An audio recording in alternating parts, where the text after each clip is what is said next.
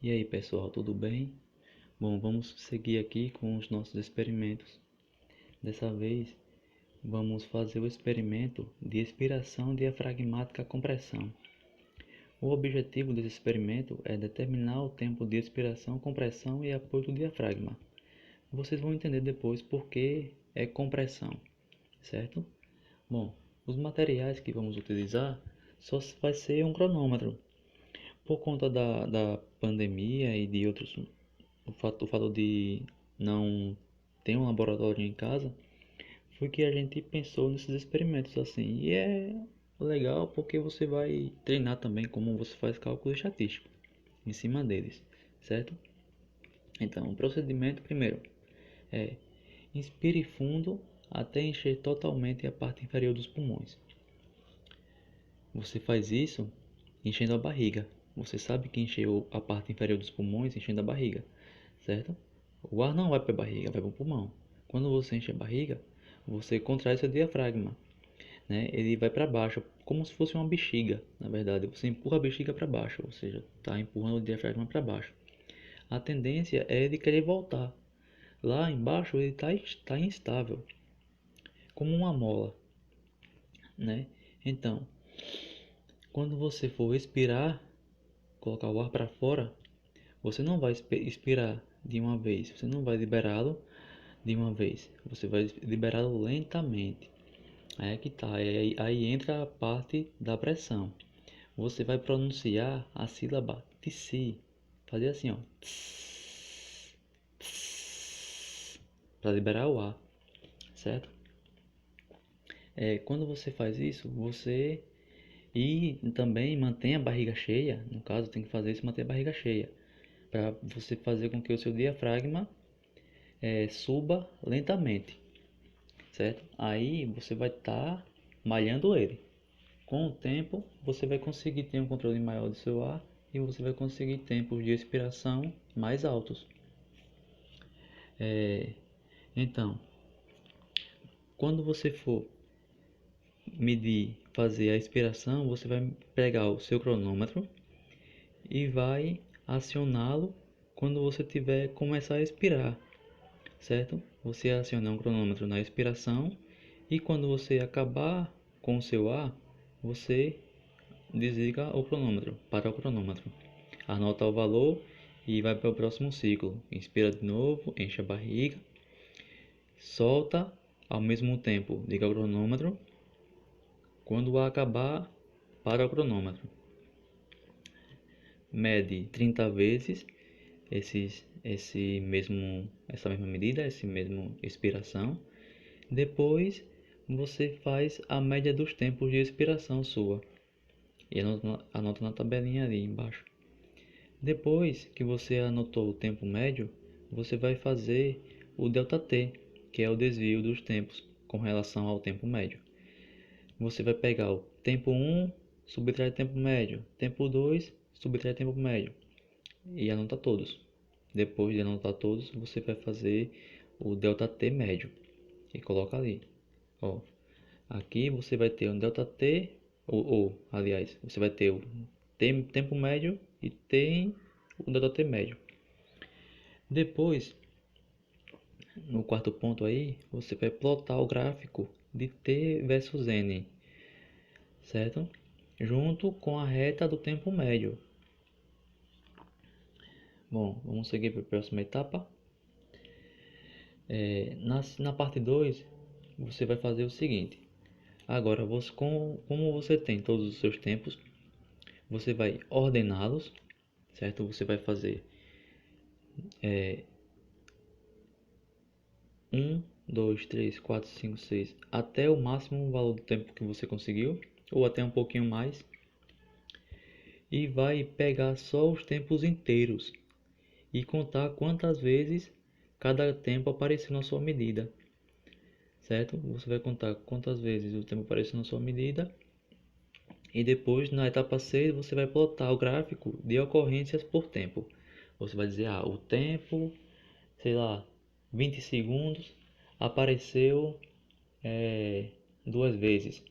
Aí o eixo Y é a quantidade de vezes que o tempo apareceu e o eixo X é o tempo. Lembrando que o eixo X vai estar em tempo inteiro. Se você mediu o tempo e deu 20,2 e o outro deu 20,8, isso é o mesmo 20, vai contar como 20 os dois. Aí você marca 20, foram apareceu duas vezes, que foi o 20,2 e o 20,8. Bom, depois no final aí, a etapa 7, você vai expressar o seu tempo de respiração em segundos. No caso, é expiração, né? Você vai expressar o tempo de expiração em segundos. Vamos ver nossos resultados. Aqui, resultados. Aqui eu preenchi a tabela, anotei todos os meus tempos. No caso, isso aqui foi eu que fiz, né? Comigo. Depois que eu medi todos os meus tempos, eu fiz o tempo médio. Depois, com o tempo médio, eu fiz os desvios dos tempos, que foi o T1 menos T médio, T2 menos T médio. E anotei e preenchi a tabela do tempo médio, do ΔT. Depois que fiz o ΔT, eu calculei o ΔT médio. Aí, com isso, eu depois plotei os gráficos aqui. Primeiro gráfico, o gráfico da esquerda. Eu fiz esse tempo de expiração por os ciclos.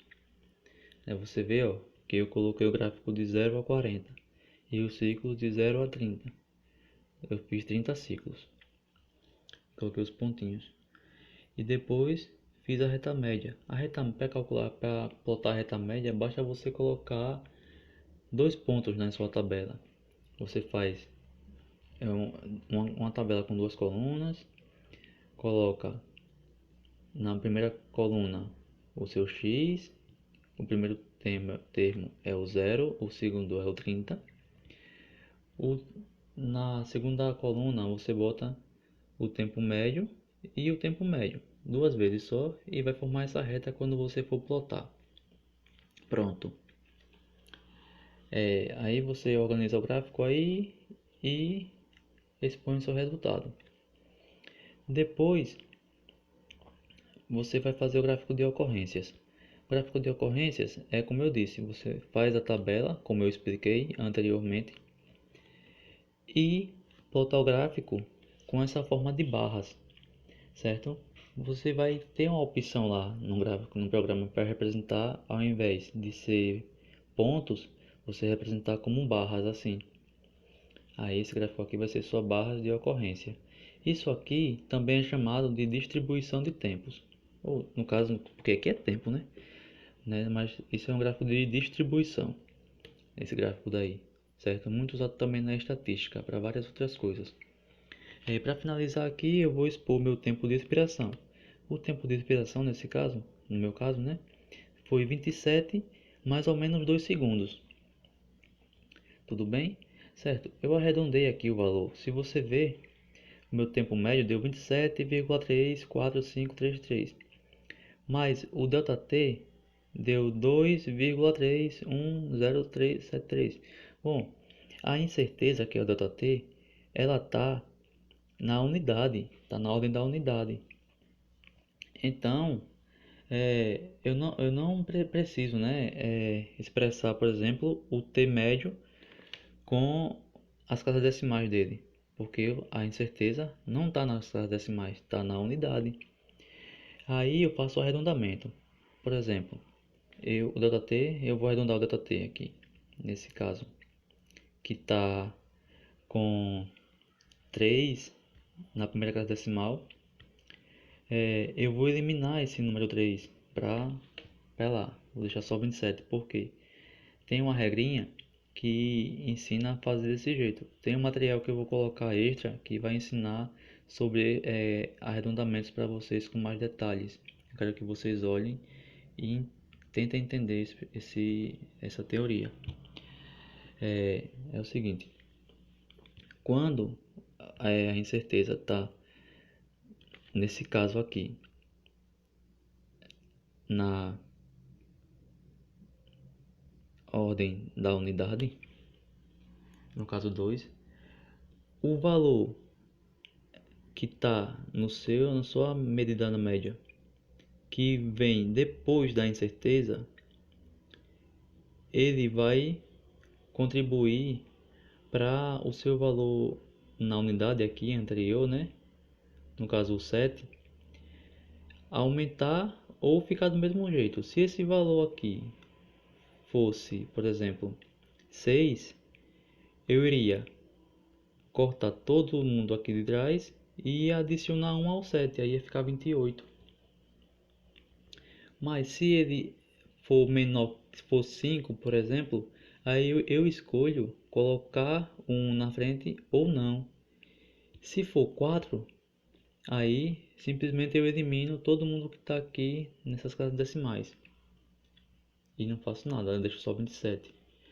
Na incerteza eu faço da mesma forma. Aqui é 3, tem 2,3. Se esse 3 fosse outro número maior que 5, aí eu iria colocar uma unidade no número anterior a ele, que no caso é o 2. Aí ia ficar 3. Se esse número for menor que 5, eu simplesmente desprezo ele. No caso, como é 3 aqui, eu desprezei lá no nosso resultado. Se fosse 5, eu escolheria colocar 3 aqui ou não, né?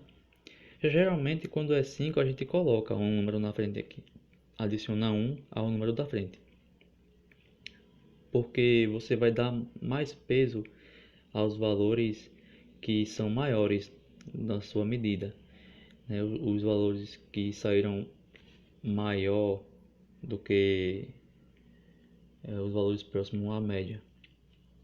Isso daí vai contribuir para você ter uma margem de erro maior, certo? Você vai poder saber que o seu erro é uma coisa maior e vai dar uma segurança melhor para o seu experimento. Bom, por isso que eu coloquei assim, certo? Qualquer dúvida, me pergunta no fórum, que é o mais importante, porque quando vocês fazem a pergunta no fórum, todo mundo que também tem aquela dúvida vai poder retirar a dúvida, certo? E também ficar registrado, é importante para vocês isso. Bom, eu aguardo os resultados de vocês e é isso aí. Vocês podem fazer o gráfico manualmente ou também digitalizado, né? Nos programas. Eu aconselho que tentem fazer com os programas, porque já vai ser uma experiência que vocês vão ter. Se não conseguirem fazer de jeito nenhum nos programas e quiserem fazer manual, pode fazer também, sem problema, certo? E assim a gente finaliza essa aula.